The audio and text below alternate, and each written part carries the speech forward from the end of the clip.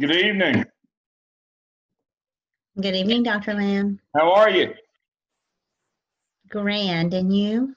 I'm excited to be here. Same. I was giggling a while ago, but I got myself under control.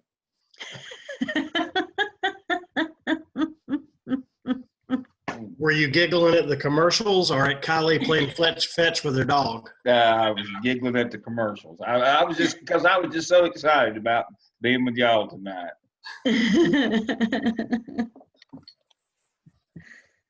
It's been one of those days. It's Monday, just like in the school business. All the crazies come out of the woodwork on Mondays. You know, some folks just share too much. That generally Today was our happens first. Today was our first day back with children. Right. And I can imagine how crazy it is. A lot of issues have popped up today with schools coming back in, some of them coming back in session today. And so I know that my troubles are few. I have no complaints, not compared to what folks are experiencing that are in the actual business and out in public schools and privates and charters. It's got to just be all-time stress has got to be at an all-time high. It's bad. Yeah, I've heard from several people today that are just going to have to tie a knot in the end of the rope and hang on. Yes. Dr. Hamilton, what system are you in? New Hanover. Dr. Hamilton is principal at Parsley Elementary in Wilmington. And so, what a wonderful place. I didn't get to visit her this spring. I normally try to get by, but with COVID, we didn't get to visit. But I love to go there. What a wonderful school. What a wonderful community. It is. It's a great place. It's a good place. I met Dr. Hamilton, for those of you who don't know, a few years back when she had one of our interns, and I was visiting the school, and then she ended up hiring one of our other interns that I worked with in a couple different districts across the state.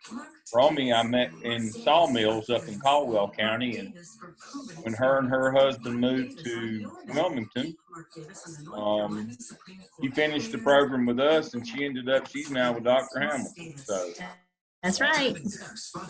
You know, a quality program, and these people that you're working with can certainly help further your career. And so we're very proud of Romy.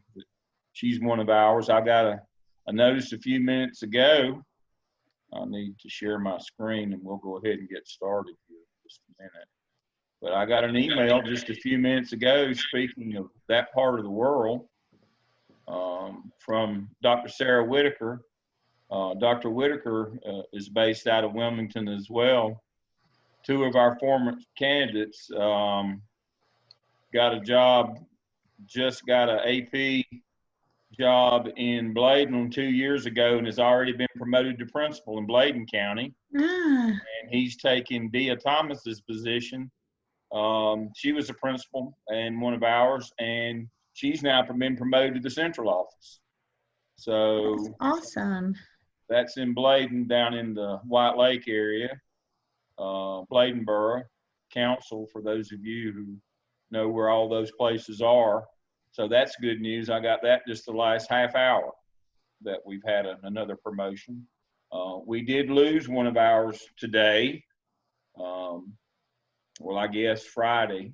One of our graduates and one of our adjuncts in the EDLS program Dr. Laura Marr was superintendent in Lincoln. She retired. They didn't run her off. They still loved her. But Lori's been a big supporter of this program for a long time, and of Gardner Webb, and we're sad to see her go. We're happy for her that she's making a transition in her life, but she'll continue to be a supporter of ours as well. And so, as you already know, everything's all kind of linked together. It's kind of who you know and the opportunities that you get, but you won't stay if you don't know anything. So I guess that's the first and most important piece, is learning something. So in that vein, I'm going to go ahead and kick us off tonight. Thank you for joining us. Let me make sure the little red light is blinking. It is. We're recording tonight. Welcome to the MELS 601 add-on town hall for the AAPTEL. So you should be getting close to the end of your AAPTEL. I see a lot of those are being put in task ring for grading. The feedback on those has been wonderful. What a great job you've done. I've looked in and read probably 10 at least so far. I am very pleased and very excited. I know the scoring is going well. If you haven't completed your AAPTEL, I would encourage you to get that done and get it completed in the next week or so that we can move on. We just came out of a MELS faculty meeting, and as we discussed there with the faculty, we know that your success is dependent upon coming out of 601 add-on with both your AAPTEL and AAPTEL completed. That if you don't get both of those done, and we know that this is the most difficult semester ever to get both of these knocked out in the same semester, but if you don't come out with them done, it's going to be awfully difficult to stay up and to complete your program on time. That's very important to us, just as it is to you. You know, and this is one of those experiences that, you know, you experience COVID in your professional life as well. And this tells people that you're able to manage your workload no matter what the circumstances, because they don't extend deadlines or make any exceptions during the era of COVID. I think Dr. Hamilton can tell you that, Dr. Tobias, Dr. Crawford, all of our sitting principals that are with us tonight, they expect you to be a rock and for you to uphold the standards of the school and the district, regardless of the circumstances. We expect things to keep on moving forward. And so to that end, we expect them to keep on moving forward in the MELS program. If you do have special circumstances, you need to let us know. But other than that, you know, we got to saddle up and ride. That's all I can tell you until things get better. We just have to maintain the faith. Prayer, it helps, but we just have to keep soldiering on. And many times you are the face of your community as a school administrator, and folks take their cues from you as to their behavior. And if, you know, you got to be like the proverbial duck. On the surface, you got to look calm, like everything's just couldn't be better. Now you got to be paddling like the devil underneath the water, but you do need to make sure that that you are doing what needs to be done on the surface. All right. So I'm going to go ahead and start with our look at task string, at Blackboard.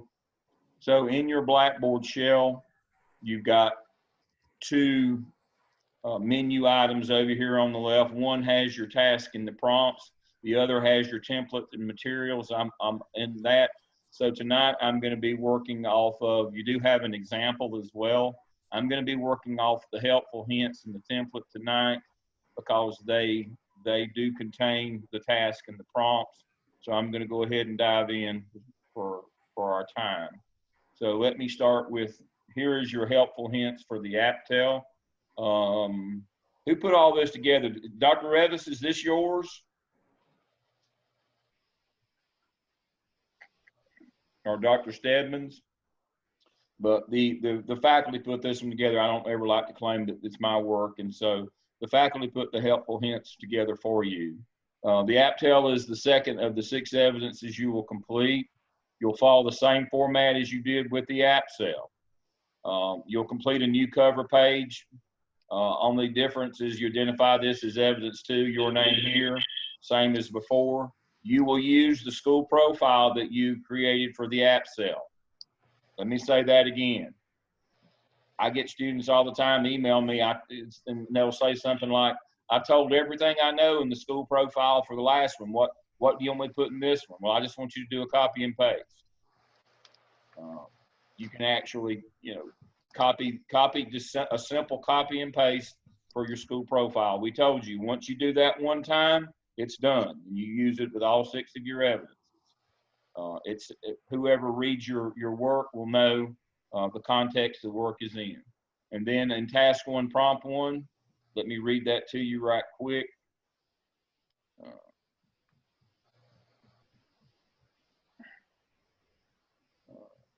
Task 1, the candidate will conduct a literature review reflecting various teacher empowerment and leadership best practices from reputable scholarly sources. It should include a bibliography. So again, make sure you understand, as I told you when I was with you last, make sure that you understand that when you're doing your literature review, that you understand there are 2 types of empowerment. There's empowerment as a school-wide leader and empowerment as a classroom leader. They work hand in hand, but they are 2 separate and distinct things. The notion here being is that we want to build school leaders who are master teachers, first and foremost. And then we want those master teachers to assume those leadership roles in our building. And then those people will matriculate into school leadership positions, into administration. But it all starts with being an empowered classroom leader, that you are an expert practitioner of best practices in your classroom. And so when you do your research, you will find Richard DeFore, and you will find all those people. But the people that I want you to focus most on is Robert Marzano, or McREL, M-C-R-E-L, the Midwest Consortium. Robert Marzano is the author of the 9 high-yield strategies or best teaching practices. And most all walkthrough documents and evaluation instruments that are used in school today owe their origin back to Robert Marzano. So he's our key man. So I should see him as one of your 3 references. And McREL. That McREL is the heart of the North Carolina and South Carolina Principal Evaluation Program. So when you get your job, you're going to be using the same thing. They're also the heart of the teacher evaluation program. Using those 9 high-yield strategies. So that's going to be, your research is going to lead you to those 9 high-yield strategies as a way to measure classroom efficacy in the classroom. The second name that you should find is Robert Whitaker. And he speaks to empowerment as a school-wide teacher leader. And so I'm going to switch now documents and show you those 2 things. And so here's what you should find if you're looking at Robert Marzano. Here are the 9 high-yield strategies: identifying similarities and differences, summarizing and note-taking, homework, non-linguistic representation. So these are the things that we're interested in that teachers are able to do in their classroom. So we're looking for empowerment as a classroom leader. And then once we determine who those people are, we put them on a path to school-wide leadership. And it starts with teacher has input on professional development. Teaching other teachers is the first step to being empowered as a school-wide leader. And then involvement in the school improvement plan. And then setting school-wide policy, and that's curriculum. And then being involved in the development of the budget. We'll talk about that next semester in 603. And then the pinnacle of being an empowered teacher leader in your school is that you're involved in the hiring process of other teachers. It is hierarchical. You move through those steps. Now, we're not asking you to assume those roles this semester, but your action plan should reflect getting us to the point where in your professional development plan that you have a plan where you're using your best classroom teachers, those we've identified as our best classroom, most empowered classroom teachers, use them to teach other teachers. That's where we will stop. So we'll stop at that level for the AAPTEL's purposes, but no, once you start teaching other teachers and you can accomplish that, that opens up all these other higher level things that you can do as a leader in your building. But we want to identify who our best teachers are and have them teach other teachers. That's the whole notion of the AAPTEL. That empowerment, there's two types. Empowerment as a classroom teacher, we're going to identify that with walkthrough data. And so we're going to have you do a couple of walkthroughs. If your building is open, if not, you can log into a couple of different virtual sessions. We're not asking you to walk through every teacher in your building. We're asking you to do a couple to learn how, and then gather your walkthrough data from your principal to identify who your most empowered teachers are. Those would be the people that you would put in your professional development plan to teach other teachers. So in prompt 1, you're going to do your literature review, and there are the sections that you're going to do. In prompt 2 of task 1, you're going to identify these 2, and you can use these. Or if your district has a walkthrough document, a checklist, a walkthrough checklist, or when you walk into a teacher's classroom and do that up to 15-minute walkthrough, you can use theirs. But you need to learn. We have to assess who our best teachers are. Formal observations are one thing, but walkthroughs, we walk in and make sure on a daily basis they're using those high yield strategies. So again, you're going to identify those 2. Now, when we put together our professional development plan, our person there is Linda Darling Hammond. Now, there's more people and more modern people than these. But again, we told you we always start with the seminal work in all of our areas. The seminal work done in teacher empowerment in the classroom is Robert Marzano. The seminal work done for empowerment as a school leader, he's got a wonderful book, What Good Principals Do, is Todd Whitaker. The guru for professional development is Linda Darling Hammond. Now, those are 3 people in those three separate distinct areas. You can look at more scholarly research in those areas, but you better have those 3, because that's where it all starts. That's where it all starts, with those 3 people. Darling Hammond, that's a hyphen, for professional development. Robert Whitaker for school-wide empowerment. Todd Whitaker, excuse me, and Robert Marzano for classroom empowerment. Once you've identified these instruments or your walkthrough from your district, that will lead you on to further task, but you've got to have those. I'm going to pause. I've got a chat question here. Let me see. Never mind. So that is task 1, prompt 1 and 2. There they are. In task 2, you are going to collect data. Again, walk through data, and you're going to do a survey for what teachers are able to do, what teachers are doing these school-wide empowerment activities. Now you say, Dale, so I can survey for these. No, I said you can survey for school-wide empowerment. You can't survey for classroom empowerment. If you send out a survey and ask teachers, do they use high-yield strategies, only the dumbest ones will tell you, no, I don't. Everybody will tell you they do if you ask them. You got to go and look, either through their virtual classes, or if you're back in session, and walk by and look in their classroom. Now, in the era of COVID, be smart and be safe, but the whole notion of classroom empowerment is not something we can survey. We have to go and look. And so make sure that you understand that when you do your data collection, You can survey for school-wide empowerment. You simply put out this little survey here. Looks like it, your best practices. You send this as a Survey Monkey out, or a Google Doc, or Qualtrics, whatever you use, and just ask them yes or no. Do you get these opportunities? What you're trying to determine and what we want you to learn is that the very best schools have their very best teachers being the teacher leaders. That's the coin of the realm. We can't pay you more if you're a great teacher than an average teacher, but we can give you more leadership opportunities. That's the whole notion here, is we want our best teachers to be our teacher leaders. It creates a culture of teaching and learning.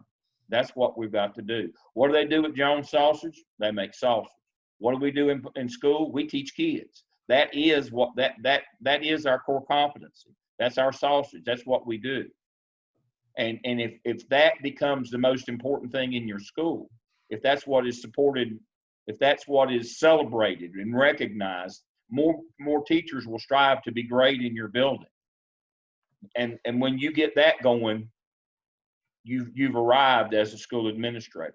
When everybody that walks in your building every day understands it's all about performance and kids learning more, and they don't come to the PLC meetings to complain about the principal, but rather to try to figure out how to do more and better for kids, you get the momentum on your side. And that's what we're trying to create, inertia, a momentum for instruction.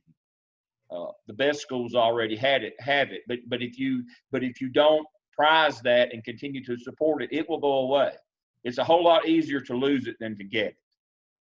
Dr. Lamb, will you address these two questions? First of all, there is not an AAPTEL example. You got that for the APSL, but there's not an AAPTEL example. You can go back and use that as a guide, because all of your evidences are going to be similar in the format and the structure, but you don't get an AAPTEL example. Use your template. Yeah, you have a template. But the other question is, based on the prompt 2, it says, if we have created our own for our school based on research of various authors, can we use that instead of these? I don't have a problem with that. It's a lot more work. But they have to be valid and reliable and research-based. All right. That means your principal would have to okay it. You'd have to run it by your principal if you're going to make your own checklist to go into the classrooms with. It's supposed to be valid and reliable, and that would be checking with your principal to make sure that they were okay with it. Now, if your school already has one and they've been using it, that would be valid and reliable because they have approved it. That is correct. That your district and your school is using it, they've approved it. And obviously Marzano's is valid and reliable when you use the high yield strategy. This one I've got on the screen now. That one's valid and reliable. The one your district has adopted is valid and reliable. If you want to go outside of those two and make your own based on your research, your principal would have to approve that. That may be a lot of work. And remember, we're on a short time frame. You've got to prove to us. You've got to prove to us as instructors that it is valid and reliable before we can approve it, because when it goes to your evaluator, that's one of the things they're going to look for. That's exactly right. Reliable is it work the same for everybody, and valid is it measure what it intends to measure. Now, I know all of you have had a research class. We have that in the regular master's program of 602. That's what I teach for doctoral students, and so I just came off of a weekend of pounding them on validity and reliability. So make sure you understand that it has to be valid and reliable, the instrument that you use. We have had students create their own, but it tends to be, in the time that we have, it's an awful lot of work. But if you want to tackle that, I don't have a problem with it. And if there's 2 of you at the same school, somebody asked that question, you have to use the same instruments, but then you work it out with your administration, observing different teachers and getting information. Some of your information would be the same if you're at the same school, but then you've got to differentiate as much as you can in the work that you do. Yeah, exactly. So you've done your research in task 1. You've identified your documents. that you're going to use. I would use the Whitaker, I would use Whitaker 1, 2, 3, 4, 5. These 5 things, I would simply copy and paste this and survey it out. Do you get to do this? And then you use a walkthrough to do either a virtual walkthrough or a physical walkthrough. Just do 2 or 3. And then get the information from your principal. He doesn't have to identify it by name, but he can say, what percent of teachers are doing all these best practices. I can tell you right now that the one that most teachers don't do is non-linguistic representation. And so, but what you're looking for is some data that would lead you to build a professional development plan that would address teaching and learning in your building and give some of your teachers the opportunity to take that first step as a school-wide leader to teach other teachers. Now, there's 3 types of staff development. Let's make sure that when we start building our professional development plan, you notice that the graphic organizer looks like the one we used last semester. That's because it is. We use this for all of our action plans, marketing plans, professional development plans. They all have to have a similar content because guess what? When you get in your last semester in your last evidence, the 5th task of your last evidence is going to be put all of them together and they make your school improvement plan. The evidence path that you're on leads and mirrors and leads you to the development of a school improvement plan, just like you were a principal. So the AAPTEL, that's your academic plan. That's your instructional. That's the instructional part of your school improvement plan. This is the professional development piece. Next semester, you'll learn how to build a master schedule, duty roster, and supervision schedule, along with a marketing plan. And then in your last semester, you'll learn how to do a cultural advocacy plan from teacher working condition survey or advanced ed survey. And then the last thing you will do for the 6th of your evidence is you'll put all these together. And the 5th task of that is to put together a working document of a school improvement plan. If you've used this template all the way through, it's simply put it together. Makes it really easy. If you've not done it in this format, you're going to have to put it into a singular format that is consistent all the way through. Why we encourage you to use this format. You will thank us later. Your time, it will save you literally weeks of work if you do it this way. And you say, well, Dale, what am I going to put in there? Your specific activity over on the left, hopefully you're going to have a combination of the 3 types of staff development. You'll learn this from Linda Darling-Hammond. The first is whole group. That's everybody in your school. You try to use that sparingly. You say, well, Dale, how do I know when to use that and not use it? When I look over here at my walkthrough data on best practices, and I see that not very many people in my building are using high yield strategies, I'm going to need to do a good bit of whole group instruction to start with. And then I'm going to add some PLC work, which is small group.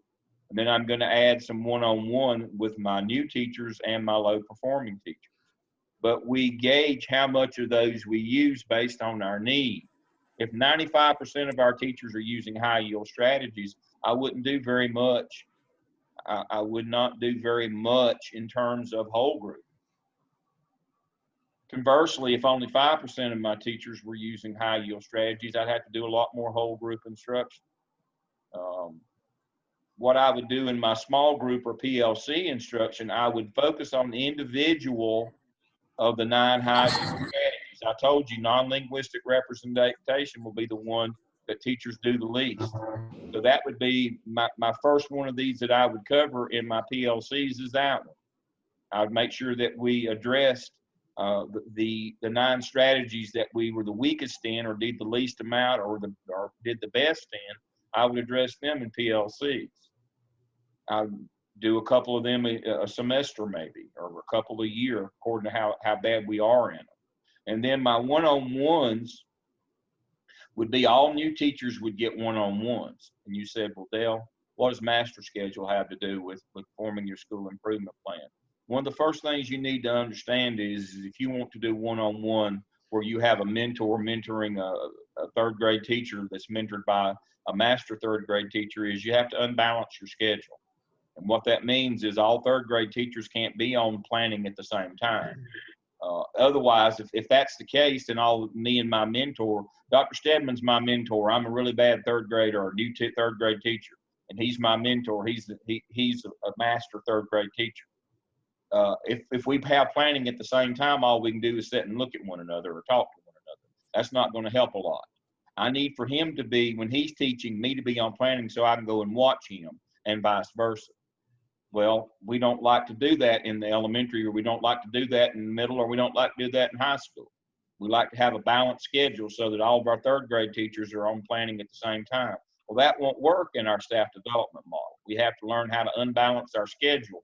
We'll do that next semester, how to unbalance our schedule so that we have our mentors and mentees don't have common planning time, so that they can sit and work. Now, we're going to need some common planning time at the same time for PLC work. So it works to our advantage in small group instruction to have common planning time or small group staff development. It works to our favor. It does not when we do one-on-one. And we have to learn how to unbalance our schedule so that we don't always have the same planning time, that there might be 2 different times that we have planning during the week. We have a Monday, Wednesday, Friday planning and maybe a Tuesday, Thursday planning, but they aren't always the same people at the same time.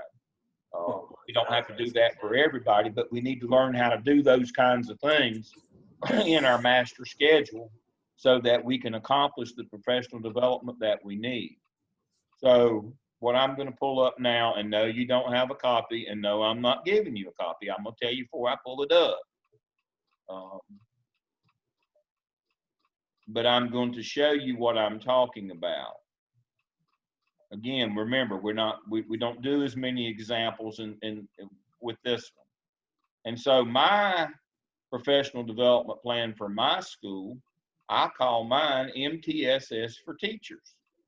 It's a multi-tiered system of support for teachers, just like you have it for students. Let's see. And so this is what my professional development plan would look like. I've got my date, my semester, my duration, and my audience. This is my plan, and I'm just doing this. Now you would put it out more, but I did it this way so that I could use it as a teaching tool for you folks. All right, so August 20th, beginning of the semester, beginning of the school year, Marzano's 9 high-yield strategies, whole group staff development. Adoption level of staff is determined by % usage of all 9 strategies, which is determined by walkthrough and formal observation data. Ranges from 30 minutes to the entire day, as I told you earlier, based on the adoption level of the staff. If 95% of my staff are using Marzano's high-yield strategies, I'm only going to do 30 minutes at the beginning of the first workday to remind everybody of who we are and what we do. Now, conversely, if only 5 or 10% of my teachers, I'm going to be doing probably all day with Marzano on high-yield strategies. And then my PLCs at that same time on the first day of school or the first week, you see that August 20th, that's during the required work days. And so when we start school, our PLCs are going to work on the lowest adopted of the 9 yield individual strategies. Onto US 64 westbound. And so that is how I am going to do that. So I'm going to start out looking at whole group. How much whole group do I need to do during teacher work days based on what my data tells me? And then which of my individual strategies I need to work on in PLCs that semester. I pick one per semester to try to work on. It's usually going to be non-linguistic representation. And I need to have my schedule set up so that everybody in that PLC can be together at least one time a week for 30 minutes to work on that individual strategy. And then on my one-on-one peer coaching, all my new teachers, I'm going to make sure that they have a mentor and that the schedule is unbalanced so that they are that they can watch one another teach. So that's my first level of my professional development plan is I realize that I'm going to need all three of those: whole group, PLC, and one-on-one. I'm going to add more one-on-one as the semester goes for the people that we identify that are not being successful as classroom leaders. I'm going to add more mentoring for them, and this thing becomes a full-blown action plan for them eventually, but you don't need to see that part. But understand, the three delivery methods of professional development are whole group, small group PLC, and one-on-one. And the amount that we give people is according to what they need. We don't have some preconceived notion. We look at our data.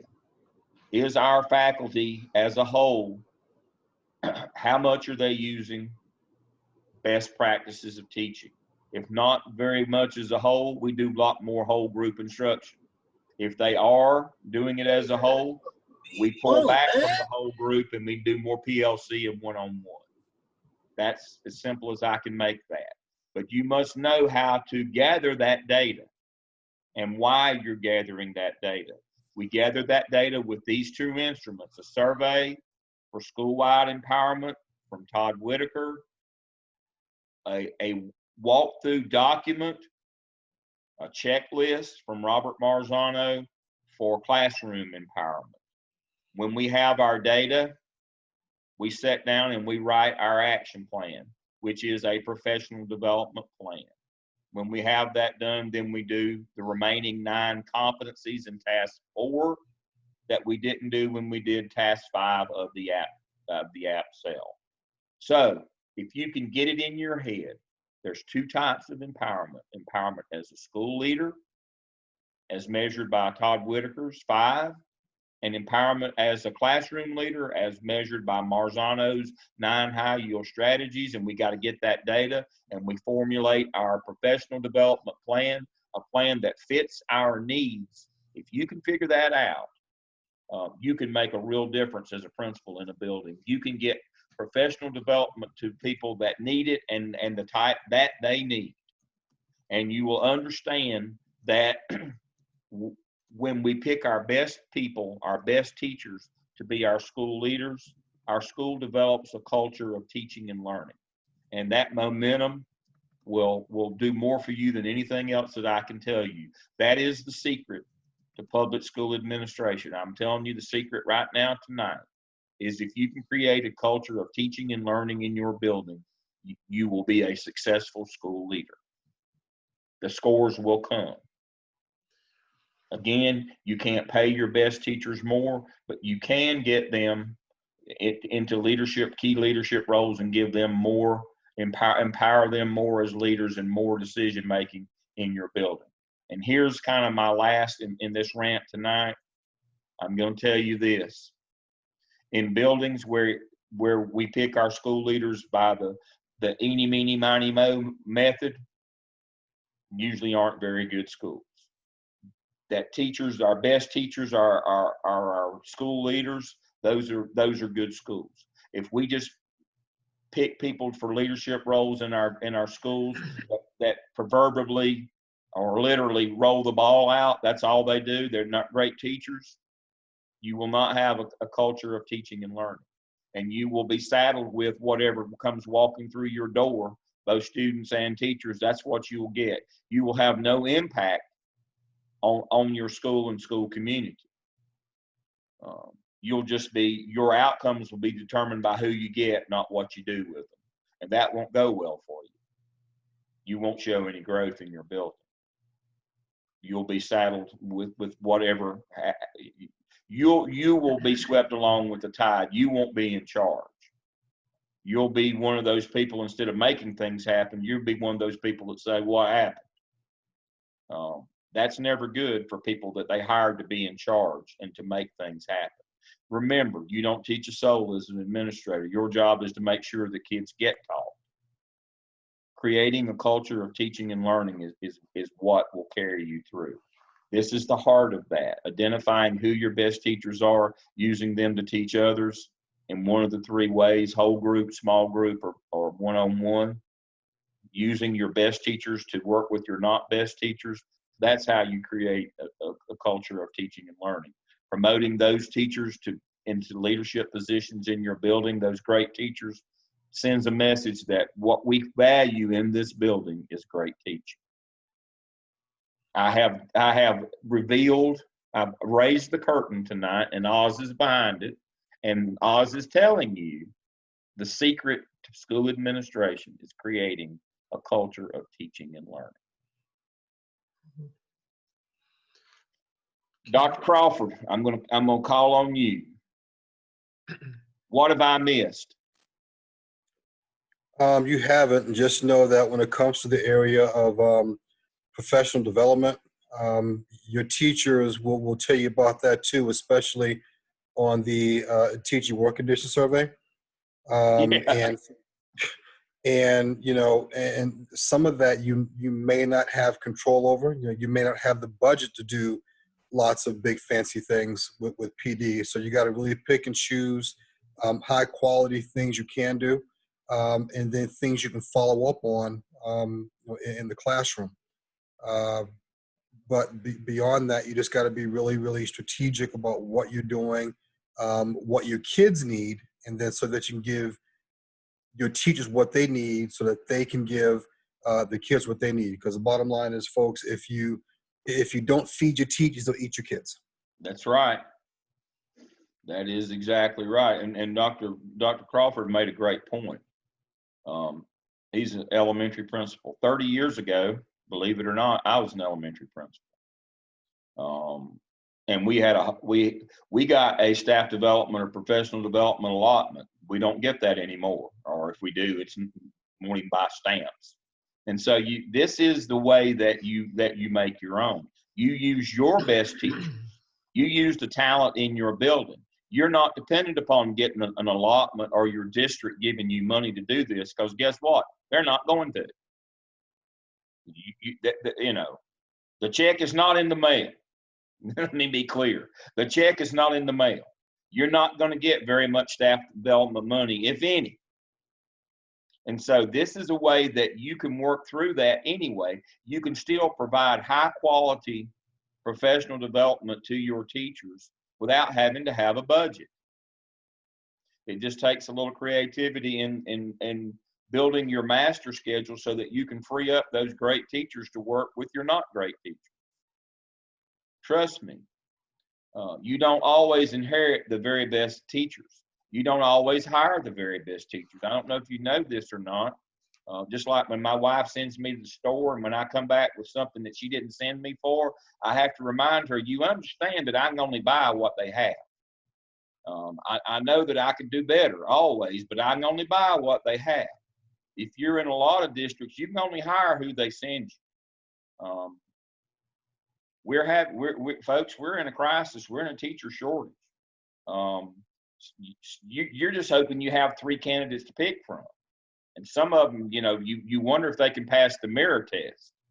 You know what a mirror test is. We put a mirror under their nose. Can they fog a mirror? You're our man. You're our gal. If you can fog a mirror, you're live and breathing. You got here. You're the one. So you won't always get the best candidates. You won't always get the best applicants. You've got to have a system in place to make them the best candidates applicants, to make them the best teachers. This is that system. This is a system that works regardless if you get professional development or not. This is a system that works regardless if you get the best candidates or not. You can't be dependent upon, you know, the largesse of others for your success. You've got to make your own success.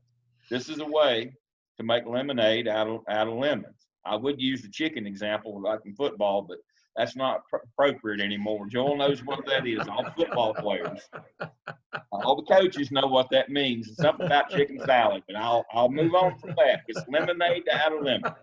That's what you have to do. And this is the way to do that. Dr. Hamilton is sitting elementary principal. Dr. Hamilton, your input. What I would say is what Mike Rutherford from Rutherford Learning Group out of Charlotte says. He has the artisan teacher, 23 teaching talents. And he says, back to what Dr. Lamb was saying about a school culture of teaching and learning and a professional culture, where everyone is expected by the leader to be in the building and to be focused on the children and their learning, and to make their learning your top priority, everyone's top priority in the building, and that's what everyone is there and focused on. That good teachers will come to administrators and want to work for administrators who have that culture. And if you're an administrator who doesn't have that culture of high expectations and a focus on teaching and learning, that the people who are trying to get away with not having to put forth that effort and have those high standards will be attracted to you. That is So correct. I'll just say that. I agree with that 1,000%. Birds of a feather flock together. If you don't have a culture of teaching and learning in your building, you'll get people who want to come to work with you, but not for the right reasons. Dr. Tobias is a sitting high school principal in City of Medicine Magna in Durham. She gets top flight students and she gets top flight people applying to work with her because she's principal of the year, but I'll bet she still has to do professional development with them. What do you think, Dr. Tobias? We do, and of course, I 100% agree with you, Dr. Lamb. We always say keep the main thing, and teaching and learning is the main thing. We don't waver from it. Last week, Dr. Hamilton said something very good in class. I don't know if the students caught it, but she said when the secretary answers the phone, she tells the secretary she's about observing the classrooms or learning with the students or some version of that, but the secretary didn't call her to get phone calls because she was out doing her job. And if a principal continues to model that, then, you know, what else do you have? I also want to add you, especially at the high school level, you have to be bold leaders, because high school folks have a tendency to get in and think they're the experts of everything. Their content is all, and they forget to teach kids. So we always have to remind them to teach kids. And as a high school principal, that's something that constantly has to be done. That is correct. Dr. Revis, we haven't heard from you tonight. Dr. Revis is an actual staff development expert and guru. Well, I don't consider myself an expert by any stretch of the imagination, but in my work, prior work before I retired from my school district, for 17 years, that was a huge part of my position and my job. And I will tell you this, if as a sitting principal, if you are not going to make a commitment to attend the professional development that you're asking your teachers to attend, you may as well not do it. By you going and attending, number one, that sends a huge message of the importance that you place on their professional learning. And secondly, how are you going to monitor and provide feedback if you don't even know what they're learning in the professional development? And how are you going to provide that ongoing support? So it's a team here, and you have to be part of that. And you know, you are a coach. Leaders now are coaches. And so you're coaching them to refine their practice and hone their practice. So you've got to be at those professional development activities with your teachers. Thank you, Dr. Revis. Again, Dr. Revis she's being modest. She is an expert. For 17 years, she did this. She was the guru for her district and for that end of the state. So you've got sitting principals tonight that do it now. You've got a person that supervises district-wide and area-wide professional development. And then you got me and Dr. Stedman, who just showed up. We were old principals and operations people. But I can tell you, and I'll say this for Dr. Stedman, one of the things that we even learned in operations once we left the principalship and went to the central office is 90% of the problems that I had to deal with in operations or discipline or whatever was because of lack of instruction. Kids being bored, kids not being supervised, kids not being taught. They generally ended up on our docket over on the operations side. You know, having to do due process hearings for expulsion long-term suspensions, all of those kinds of things. Right. So we saw the need for quality instruction, and we saw what happened if you didn't provide it over on our side. And so I'll let Dr. Stedman pick up with that. Well, I just think that at this point, everybody has said just so many wonderful things. And Dr. Lamb has given you just a great overview of evidence to what's going to happen over the next 2 weeks. Tomorrow night, your instructors are going to, they're going to start breaking this down, and you'll get full coverage of task 1 tomorrow, so that that you can go ahead and get started, fully get started on it. We'll answer a lot of questions. We're actually going to not only fully engage in task 1, we're going to show you how task 1 flows into task 2 and then goes into task 3. We're going to show you that tomorrow.